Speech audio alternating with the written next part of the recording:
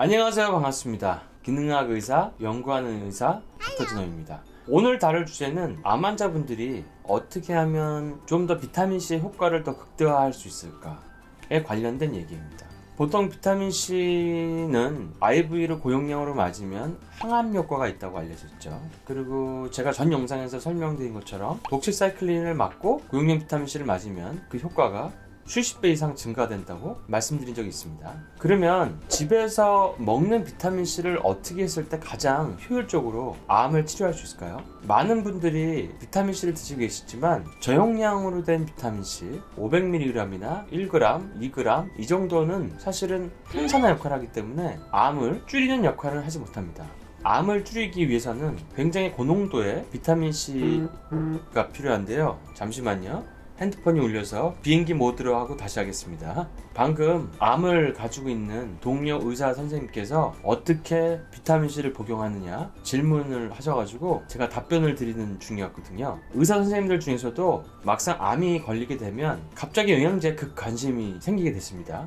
평상시에는 쳐다보지도 않다가 논문도 찾아보고 비타민C 주사를 어떻게 맞아야 되냐, 어떤 영양제를 먹어야 되냐 이런 질문들이 저에게 굉장히 많이 오십니다. 동료 의사 선생님들께서 막상 몸이 아파지고 나면 환자들의 심정을 이해하게 되시는 거죠.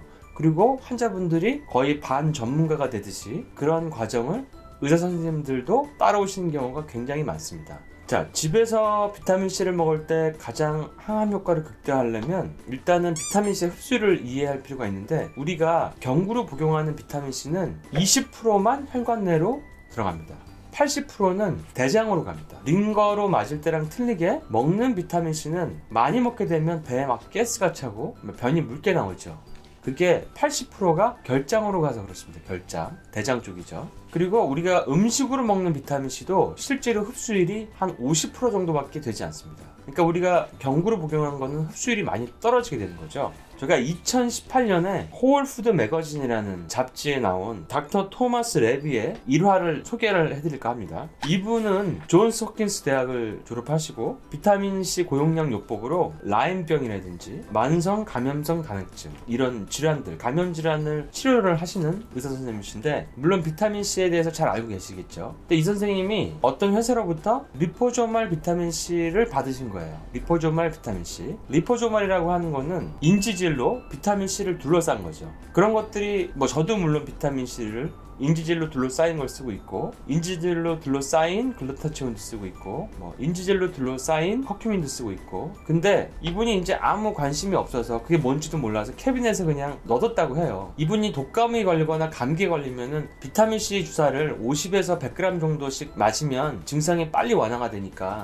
이분은 비타민C로 환자를 치료하시기 때문에 그 부분을 이해하고 계셔서 스스로 그렇게 본인이 안 좋으실 때 그렇게 주사를 맞으셨다고 해요. 근데 너무 심한 독감에 걸린 상태에서 강의를 다니실 때라고 해요. 그러니까 병원에 있지 않기 때문에 링거를 맞을 수가 없으셨던 거예요. 근데 그때 캐비넷에 넣어둔 그 리포조말 비타민C 생각이 나서 그걸 꺼내서 5g 정도를 복용했다고 합니다. 5g. 근데 이분이 한두 시간도 안 돼서 몸 상태가 너무 좋아지는 걸 느끼신 거예요. 그래서 나을 때까지 계속 복용했다고 하십니다. 근데 이분 말씀에 독감에 걸렸을 때 정맥주사로 50에서 100g의 비타민C를 많이 맞아봤지만 정맥주사를 맞았을 때보다 5에서 10g의 리포조말 비타민C를 먹는 게 본인이 느끼기에 더 효과가 좋았다고 하십니다.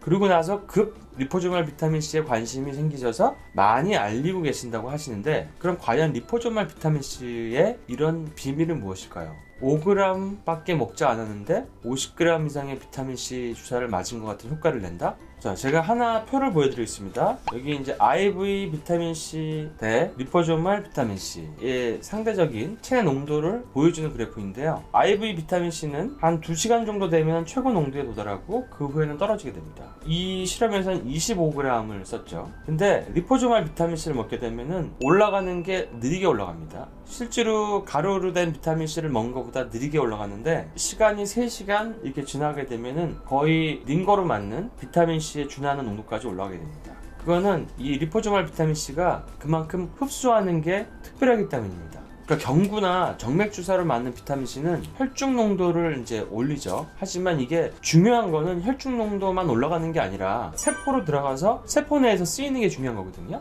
그러니까 혈중 농도가 높다고 해서 세포 내에 비타민C가 많다고 추측은 할 수 있지만 실제로 얼마나 세포 내에서 올라가는지는 알 수가 없는 거죠. 그것은 마치 우리가 갑상선 호르몬 약을 먹어도 세포 속으로 들어가지 못하는 그런 갑상선 말초 전환장애 환자분들이 많이 있지 않습니까? 그런 분들이랑 비슷한 케이스죠.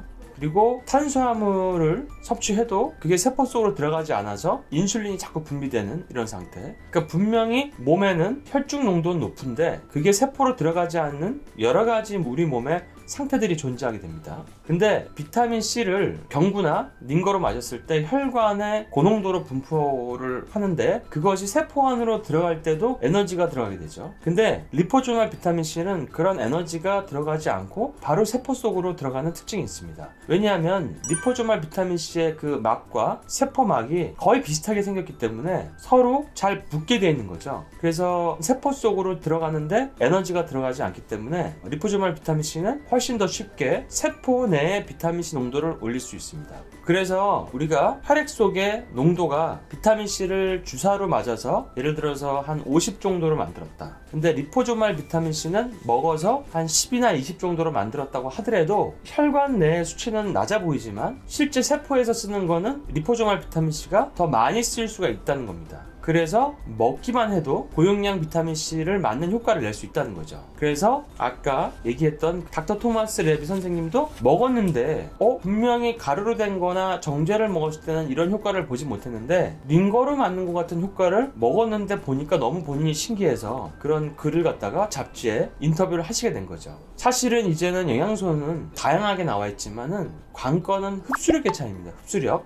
어떻게 흡수하느냐가 가장 효율적으로 여러분들의 건강을 치료하는 영양제를 구분하는 관건이 될 겁니다. 그래서 많은 리포조말 기술, 파이토조말 기술, 그다음에 에멀전 기술, 나노화 기술 이런 것들이 계속 나오고 있고요. 제가 병원에서 환자를 치료할 때 쓰는 그런 제품들도 바꾸고 있고 굉장히 그 흡수력이 떨어진다고 알려져 있는 제품들이 많이 있어요. 예를 들어서 코엔자임 Q10이나 커큐민이나 이런 것들도 특수한 그 공법을 이용해서 흡수력을 극대화시킨 그런 제품들을 계속 지금 연구하고 만들어내고 있습니다. 그럼 리포조말 비타민C는 어느 정도로 먹어야 되냐? 일반인은 한 1, 2g 정도? 그거를 하루에 한두 번? 그 정도면 됩니다.